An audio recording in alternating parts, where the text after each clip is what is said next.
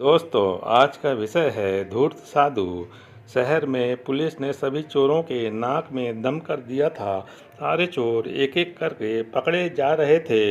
एक चोर बचकर एक जगह छिपा। तब ही उसे एक ख्याल आया, क्यों ना वो साधु का वेश धारण कर साधु बन जाए। ये दुनिया चोरों को तो जूता मारती है, लेकिन अगर साधु के वेश धारण कर ले तो उसके पैर पड़ती है। इस प्रकार चोर साधु बनकर घूमने लगता है। धूर्त साधु में एक कला थी कि वो बोलने में बहुत तेज था। इस कारण साधु की निकल पड़ती है। उसके बहुत से शिष्य बन जाते हैं। कई लोग उसके आगे पीछे घूमने लगते हैं। उसे मुफ्त में खाने को मिलने लगता है। बस उसे सांसारिक जीवन छूटने का दुख रहता है। धूर्त साधु जंगल में अपने शिष्यों के साथ रह रहा था। तभी उसके आश्रम में एक सेठ आया। सेठ को भी धूर्त साधु ने अपने बोलने की कला से प्रभावित कर दिया। साधु से मिलकर जब सेठ अपने घर पहुंचा तो उसे एक ख्याल आया। असल में सेठ को एक दुविधा थी। उसके पास बहुत सोना था जिसे चोरों के डर के कारण अपने घर में नहीं रखना चाहता था। उसने सोचा, क्यों ना ये सोना साधु के आश्रम में रख दिया जाए, क्योंकि साधु को कभी कोई मोह माया नहीं रहती। वो तो भगवान का रूप होते हैं। किसी को ऐसे देवता पर शक भी नहीं होगा कि उसके आश्रम में सोना गड़ा हुआ है।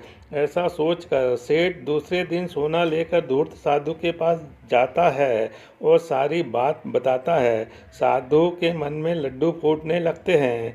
सेठ वो सोना की पोटली आश्रम में एक पेड़ के नीचे दबा देता है और वहाँ से चला गया जाता है।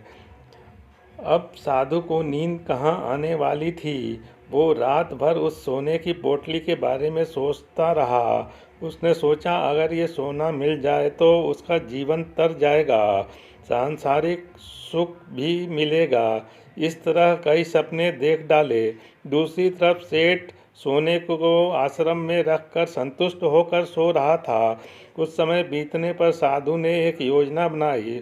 उसने सोचा कि वो सोना को लेकर चला जाएगा और सेठ को शक भी न हो, इसलिए उसके घर जाने की बात कहेगा तो सेठ को ये न लगेगा कि साधु सोना लेकर भाग गया।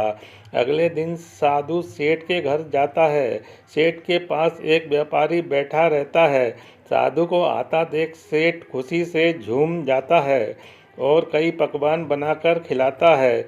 इस पर सेठ दुखी होकर रोकता है, लेकिन साधु कहता है कि वो एक सन्यासी है, किसी एक जगह पर नहीं रह सकता, उसे कई लोगों को मार्गदर्शन देना है। ऐसा कहकर साधु बाहर निकलता है और जानबूझकर सेठ के घर से एक तिनका उठा ले जाता है। थोड़ी देर बाद साधु वापस आता है, जिसे देख सेठ वापस आने का कारण पूछता है। तब साधु कहता है कि आपके घर का यह एक तिनका मेरी धोती में लटक कर मेरे साथ जा रहा था, वही लौटाने आया हूँ। सेठ हाथ जोड़कर कहता है, इसकी क्या ज़रूरत थी। तब साधु कहता है, इस संसार में किसी वस्तु पर साधु का कोई हक नहीं होता, फिर भी अपनी बातों से वो सेठ को मोहित कर देता है, वहाँ से निकल जाता है। यह घटना सेठ के पास बैठा व्यापारी देखता रहता है और सेठ से पूछता है कि कौन है ये साधु। तब सेठ उसे पूरी बात बताते हैं, जिसे सुनकर व्यापारी ज़ोर ज़ोर से हंसने लगता है। सेठ हंसने का कारण पूछता है। तब व्यापारी उससे कहता है कि तुम मूर्ख हो, वो तुम्हें धूर्त लूट कर ले गया। जिस पर सेठ कहता है, कैसी बात करते हो, वो एक संत हैं, बहुत ज्ञानी हैं। व्यापारी कहता है, अगर तुम्हें अपना सोना बचाना है तो उस जगह चलो जहाँ तुमने सोना दबाया था। सेठ खुदाई करता है लेकिन सोना नहीं मिलता है। सेठ रोने लगता है जब व्यापारी उसे कहता है, जल्दी पुलिस के पास चलो, ज़्यादा वक्त नहीं हुआ है। जल्दी से वो लोग पुलिस के पास जाते हैं और पुलिस धूर्त साधु को ढूंढ लेती है। तभी पता चलता है कि वो शुद्ध बाबा नहीं, एक मामूली चोर है जिसने पुलिस के डर से एक दिन साधु का वेश धारण कर लिया था। सेठ को सोना मिलते ही जान में जान आई। उसने व्यापारी को धन्यवाद करता है, साथ में पुलिस को भी धन्यवाद करता है। दोस्तों, इस कहानी से हमें यह सीख मिलती है, किसी पर यूं ही इतना विश्वास नहीं करना चाहिए। नमस्कार।